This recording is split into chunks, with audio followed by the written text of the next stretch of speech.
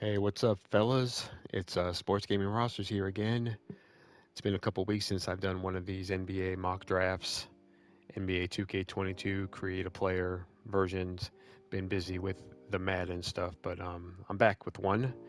February 1st, 2022, one day before my 42nd birthday. Uh, I've been sick because it's uncharacteristically cold down here in Florida. I say 50s and 60s. That's cold enough for us Florida boys to get sick. Non-COVID stuff, but yeah.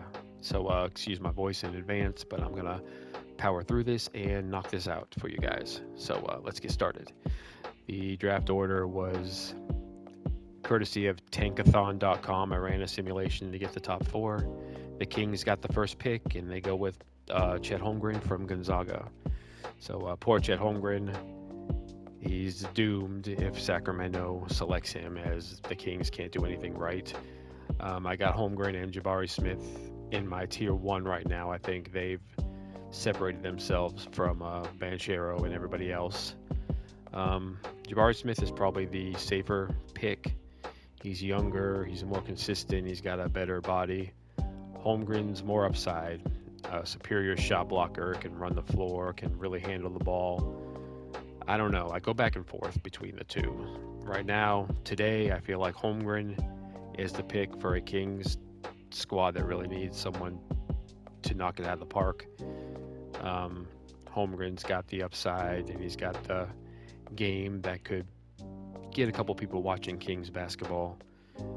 Since they can't go back and draft Luka Doncic, they got to do the best they can here. Holmgren or Smith will go back and forth, but right now I got Holmgren shooting 45% from threes. You know he can block shots. You know he can run the floor, shoot well. Chet Holmgren, Jabari Smith, take your pick. This is a good draft to land in the top two or three. So the Kings go with Chet Holmgren from Gonzaga with the first pick. With the second pick, the Detroit Pistons select Jabari Smith, power forward from Auburn. So the Pistons just get to sit back and select whoever Sacramento doesn't here. They have a gigantic hole at the power forward position, the front court, honestly, the entire roster other than Cade Cunningham and probably Sadiq Bey. So Jabari Smith is a pretty much a no-brainer pick here.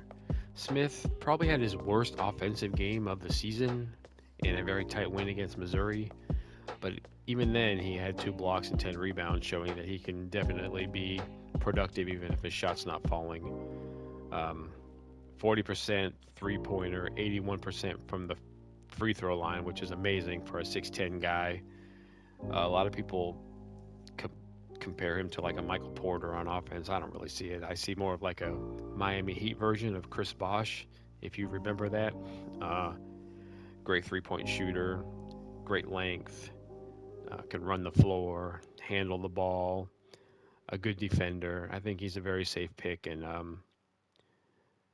depending on the time of day, I either have him number one or number two. Auburn's rolling right now; they're 20-1, and Smith is definitely the main reason why. A pretty safe pick. I think he's got a very high chance to become a super solid NBA professional. So the Pistons don't think about it too much here. They go with Jabari Smith from Auburn. With the third pick, the Orlando Magic select Paolo Banchero, power forward from Duke. So I say I have Banchero a little bit below Holmgren and Smith. That's mainly because he's not much of a defender. He can block a shot a game and get the occasional steal, but he's not great defensively. But you're drafting offense with Banchero. Can score from all three levels. He can really handle the ball. Um, Against Florida State, a tough loss. A couple weeks ago, he had 20 points, 12 rebounds, 7 assists. So you're getting a guy who can score from all three levels, can play center, power forward, get his own offense. The Magic really need a guy like that. They got Franz Wagner, but not really much else to speak of. Cole Anthony is a pretty inefficient 20-point per game scorer. So they need guys who can get buckets. This would be a really good fit for the Magic, who need to land in that top three. They always seem to fall right outside the range of elite prospects, and it shows with like 9 wins on the season. I think they're at. So Paolo Banchero, a good pick for the Magic at pick 3. Pick 4, the Houston Rockets select Jaden Ivey, shooting guard from Purdue. So the Rockets already have Jalen Green and Porter, who are soaking up a ton of shots. They could probably use a quote-unquote pure point guard, but pick 4, I think Ivey's in a tier of his own. Whoever is at 4 and doesn't get one of the big 3 power forwards, they're going to probably select Ivey at this point. If the draft is held today, who knows how it's going to turn out. But I think he's pretty clearly the 4th prospect in this draft. Versatile, can play point guard, shooting guard, maybe even slide over to small forward, can handle the ball, play solid defense, really shoot it well from 3, tough, can get to the rim. I really like him as one of those, tough ball handling guard prospects who can score. Just give Houston yet another guy you got to worry about on offense. I think he's more efficient than Jalen Green at this point, and Kevin Porter, you can never rely on him because he's kind of a head case.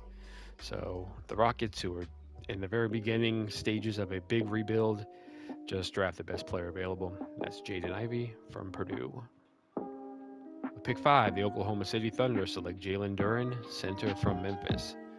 So Duren is one of those players who is not going to be a fit for everybody. He's not much of an offensive threat, cannot shoot the ball further than 5 or 10 feet, really.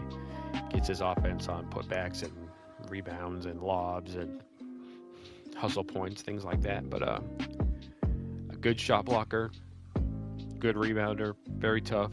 Kind of like what Steven Adams was a few years ago for the Thunder. You don't really need points from him. You got a lot of wing players who are going to get their own offense. You need a guy who can hold down the paint. And I think Duren can succeed if he's not asked to do too much.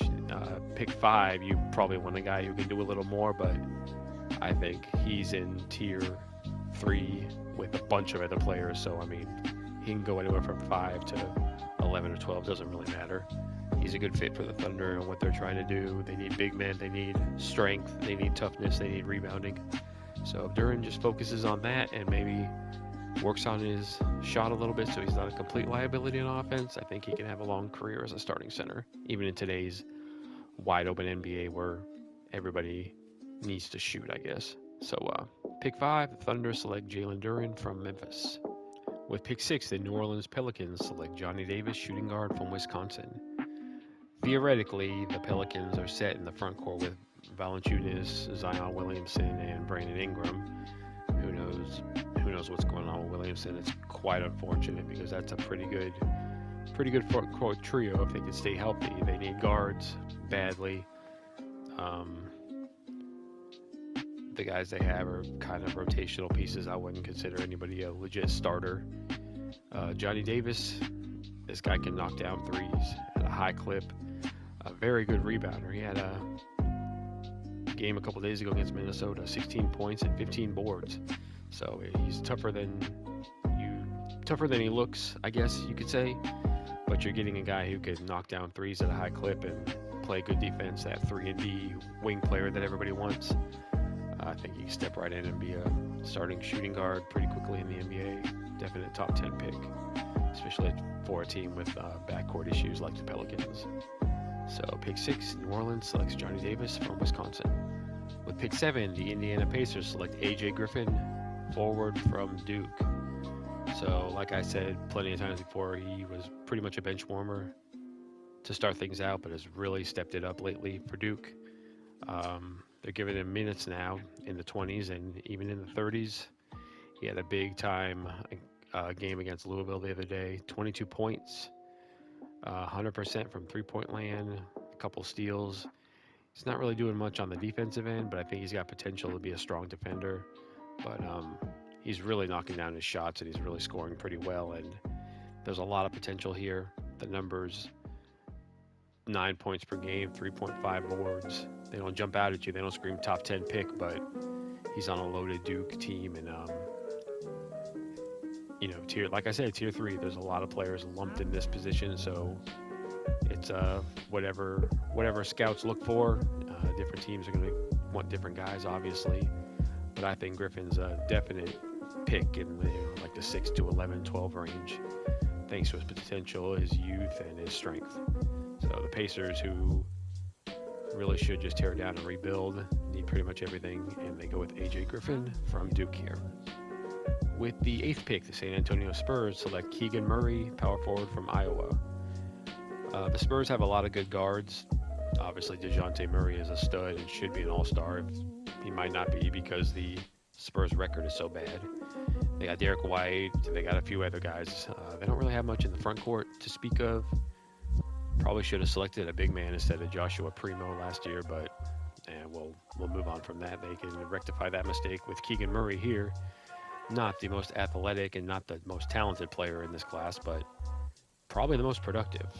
22 points a game, 8 rebounds, 2 blocks, 1.5 steals, 55% from the floor, 34% from three-point line. He's basically just a stat-stuffing machine for Iowa.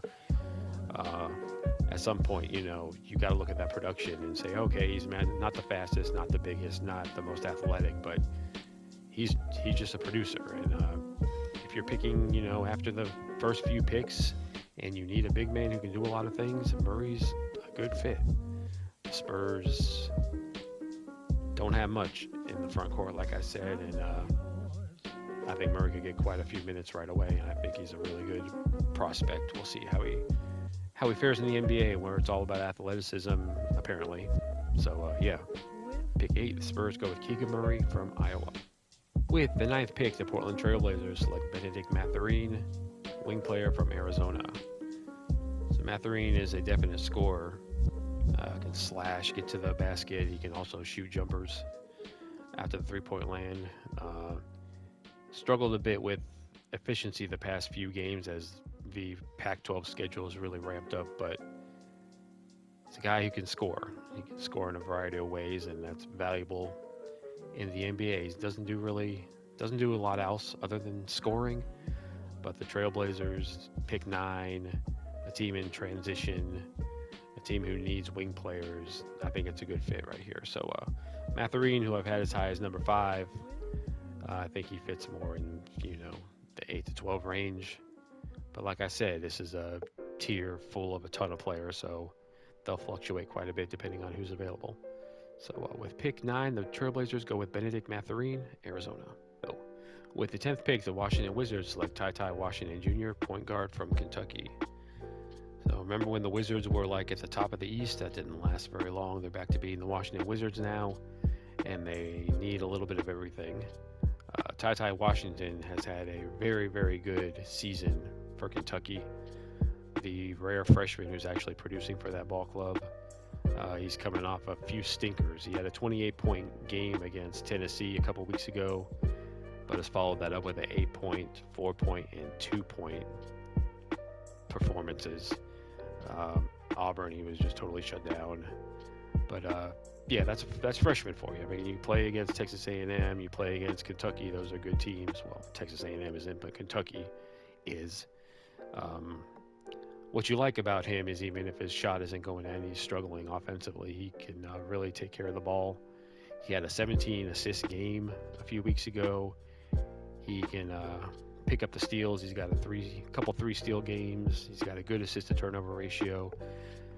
Not a super athletic point guard, which is why he isn't a top 5 pick, but very heady. I think he could work his way into one of those lower to mid-range starting point guards in the NBA, or at least a very high-quality backup.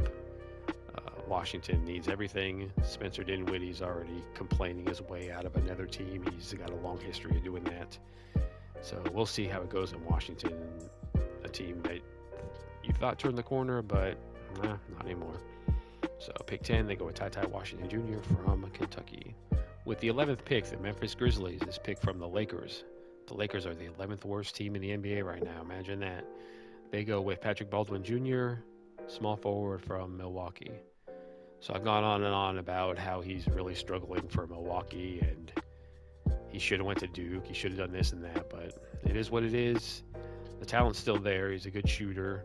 Got great length on his jump shot, but the efficiency is just terrible right now, and you shouldn't be 7-15 if you have a player as good as Baldwin on your roster. It's kind of been a wash for him, but eventually you draft a talent, especially if you're a team like Memphis, who's just one of the best teams in the NBA, and has lucked their way into 3 first-round picks, including number 11 here. Last year they took Zaire Williams, who had a similar season that Baldwin's having now, kind of struggled and kind of didn't put it all together. But he's a good role player right now for the Grizzlies, and they can get another guy like that with Baldwin here. So good spot for Baldwin. I still would take him in the mid to late lottery. The talent's there, and everybody's got question marks at this point. So with pick 11, Memphis goes with Patrick Baldwin Jr. from Milwaukee. With the 12th pick, the New York Knicks select Walker Kessler, center from Auburn. So the Knicks are not happy with their starting center duo of Mitchell Robinson and Nerlens Noel. 2 good defenders, but they don't really have an offensive game to speak of. I think Noel's going to move on, and it seems like they've been trying to trade Mitchell Robinson every single day. Tom Thibodeau's the coach, so whoever they draft here is going to ride the pine. So I guess it doesn't really matter that I'm trying to speculate how the Knicks will draft. But I love Walker Kessler as a prospect. Jabari Smith's obviously the man in Auburn, but Kessler is just a fantastic second fiddle.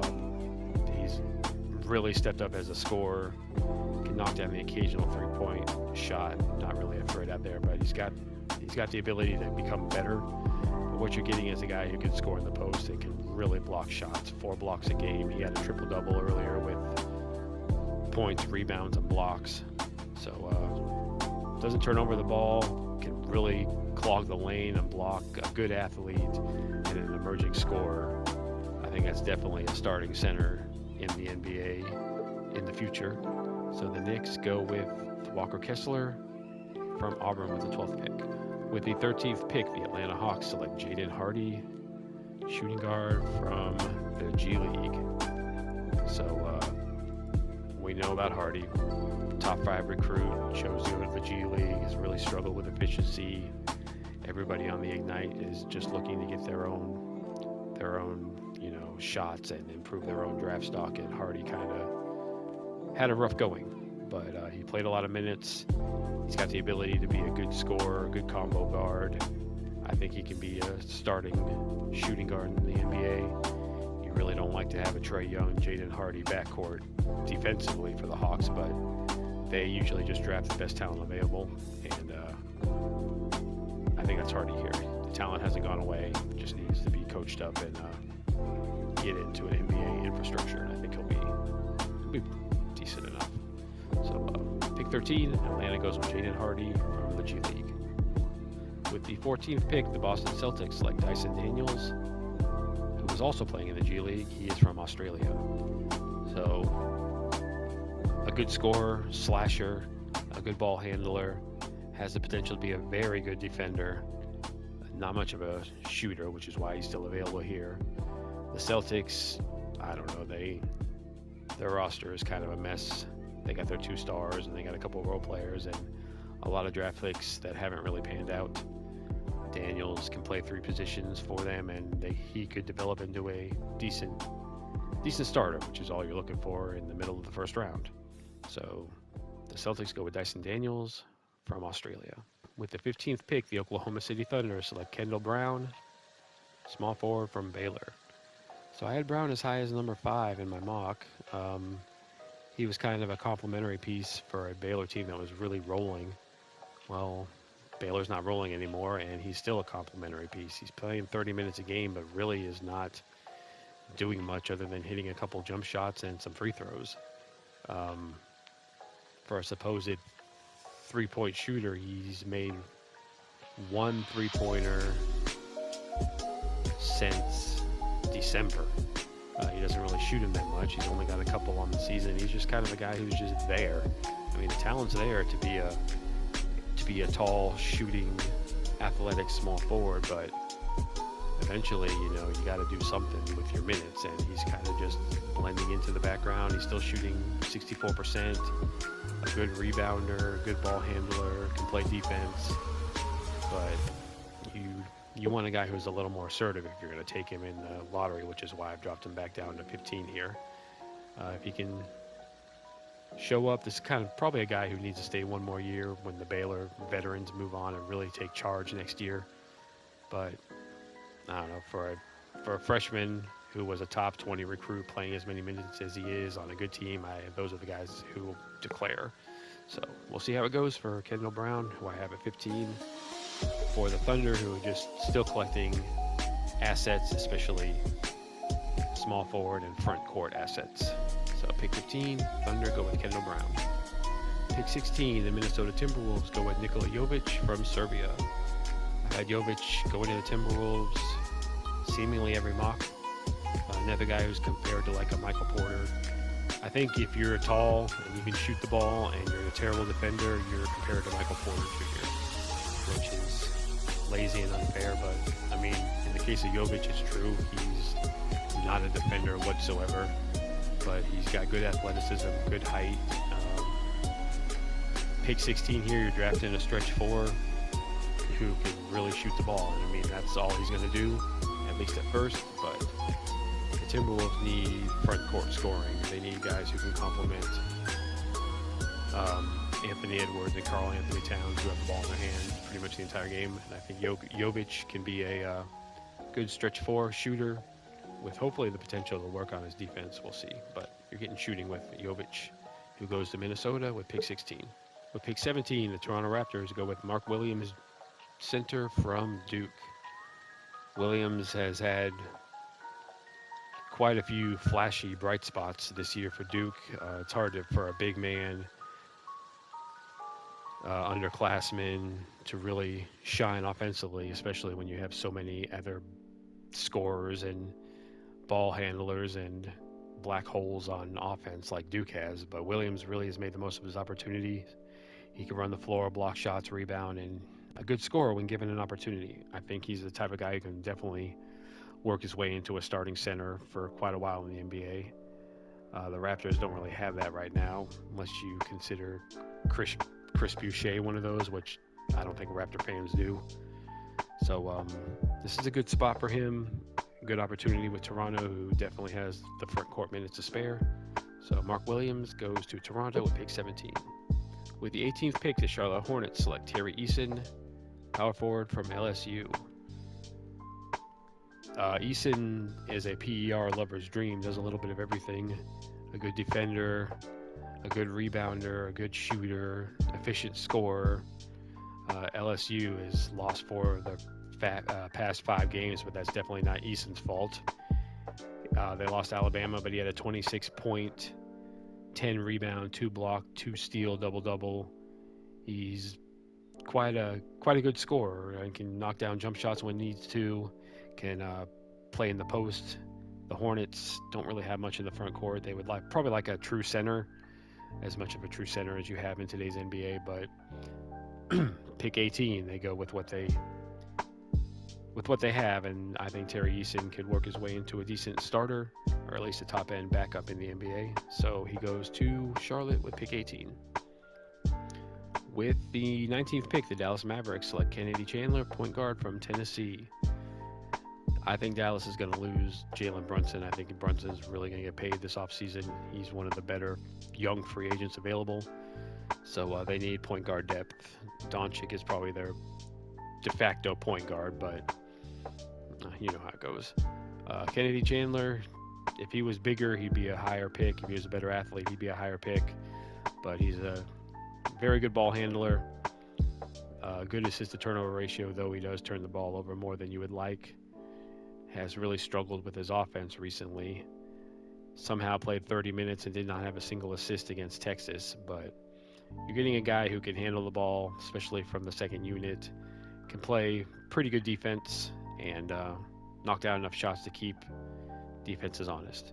So I think he'll max out as kind of a upper echelon backup point guard, but you can do worse at pick 19. So Dallas goes with Kennedy Chandler from Tennessee. With the 20th pick, the Denver Nuggets select Ochai Agbaji, shooting guard from Kansas. So yeah, surround Nikola Jokic with shooters. If you can shoot, if you can get open, he's going to find you. But Denver's bench has really struggled to knock down jump shots consistently this season. Agbaji is the only senior I really have anywhere close to a first-round grade on. He just continued to get better every year and has really entered elite college basketball territory as a senior. 51% field goal percentage, 46 from threes, a decent enough defender. But what you're getting here is a guy who's just going to take care of the ball and knock down a bunch of jump shots. That's all Denver really needs from a rookie. And they go with Ochai Agbaji from Kansas with pick 20. With the 21st pick, the Memphis Grizzlies, this pick from the Jazz, go with Gene Montero, point guard, Dominican Republic. A definite project here, but somebody who's got a lot of athletic ability.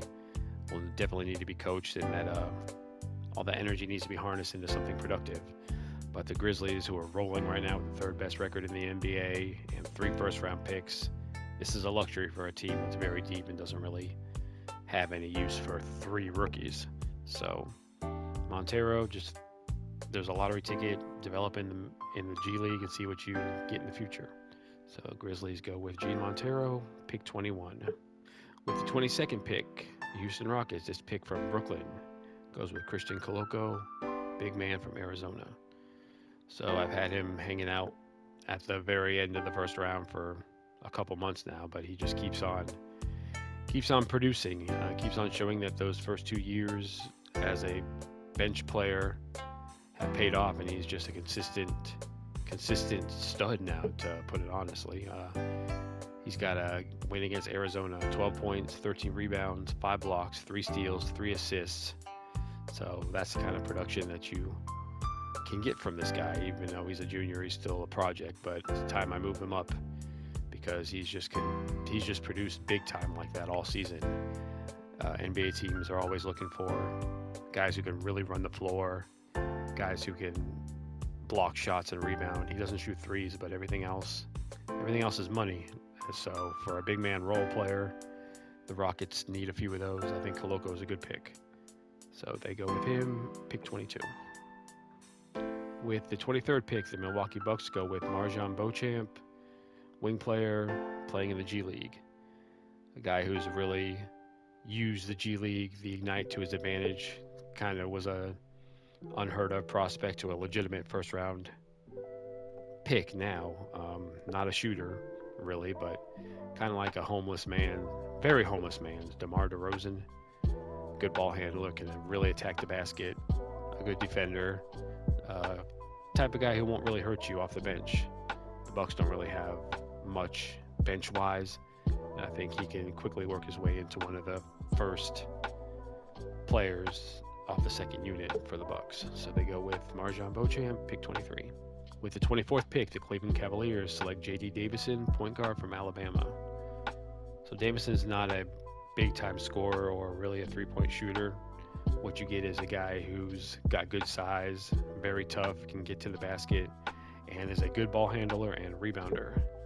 So kind of the opposite of Darius Garland, who's a smaller, extreme scorer type, and if Colin Sexton hangs around, he's the same guy. The Cavaliers lost Ricky Rubio. They traded for Rajon Rondo. So a long-term backup point guard, a guy who doesn't really need to score to be efficient, I think would be a good pickup for Cleveland. So they go with J.D. Davison at pick 24. With the 25th pick, the Philadelphia 76ers select Christian Braun, shooting guard from Kansas. Good shooter, very good free throw shooter, tough. I mean, you look at the guy, he's a solid 6'6", 220, perhaps the best wing shot blocker in this draft. A tough scorer, a good ball handler. There's a lot to like about Christian Braun. He was brought along slowly for a Kansas team that often brings their recruits along slowly, but has really stepped up his game as a junior. More people need to pay attention to this guy. I'm sure not a lot of players have heard of him, but he can do a lot on the court. 76ers, they're Joel Embiid and a bunch of role players, and I think Braun will fit right in. So pick 25, the Sixers go with Christian Braun from Kansas. With the 26th pick, the Miami Heat select Harrison Ingram, small forward from Stanford. New school Kyle Anderson, I guess. Tall, slow, not the best to look at, but a very good ball handler, facilitator, a better scorer than you give him credit for, a good rebounder. So the Heat, who are better at developing undrafted players than most teams are at developing first-round picks, just take the luxury. I mean, they don't really need anybody this late in the first round, so go with the freshman and see if you can develop him into something. So Miami goes with Harrison Ingram from Stanford. With the 27th pick, the Chicago Bulls select Ismail Kamagate, big man from France. Probably the biggest buzz out of the guys who could be like draft and stash late first round prospects from Europe. Kamagate, good size, good athleticism, shot blocker, decent ball handler, can really run the floor. I think after you get past the first wave of Euros who will probably play in the NBA next year, he's the best bet of somebody you can develop down the line. The Bulls definitely have a need for, bench bigs, energy players, and develop him a year or two overseas and bring him over, and I think he could be a solid backup. So the Bulls, Ismail Kamagate, pick 20. With the 28th pick, the Memphis Grizzlies select Trevor Keels, wing player from Duke. So the Grizzlies, they're not going to have 3 first-round rookies on the roster, I don't think, but I don't do trades, obviously, and I don't see any other stash prospects worthy of a pick here, so they go with Trevor Keels, kind of like a very homeless man's Tony Allen from back in the day. Grizzlies fans know all about him, obviously.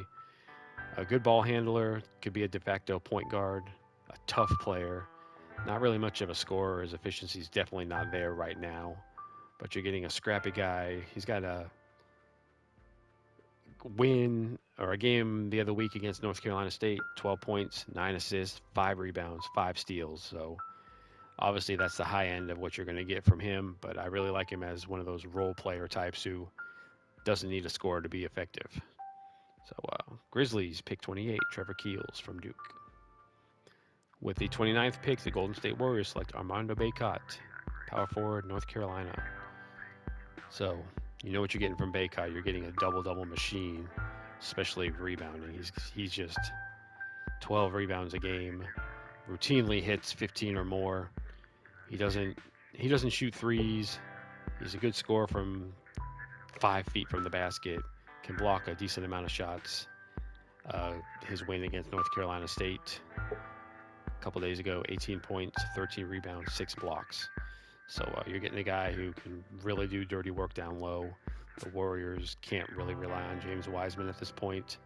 Who knows what's going on with him? I think Bacot could be a good backup who can just come in and rebound and block some shots and really hustle for you. So pick 29, Warriors, Armando Bacot, North Carolina. With the 30th and final pick, the Oklahoma City Thunder, this pick from Phoenix goes with Caleb Houston, small forward from Michigan. So Houston really had a tough time of things to start the season out. Kind of turned it around a little bit, had a really big lull December, early January, and has picked it up for Michigan big time the past few games.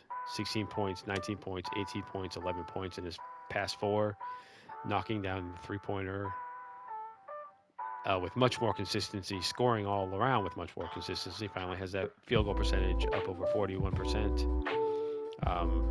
Still not doing much other than scoring, but he's got a lot of talent. This is the last pick in the first round, and this is the type of player that the Thunder should be targeting. Upside guys that they can hopefully develop. So pick 30, Thunder, Caleb Houston. And that is it. Thank you guys for checking this out. I don't think anybody ever reaches the end, so I don't have much to say here. Please subscribe if you haven't. I hope you enjoy these videos, and I will see you next time. Thank you all.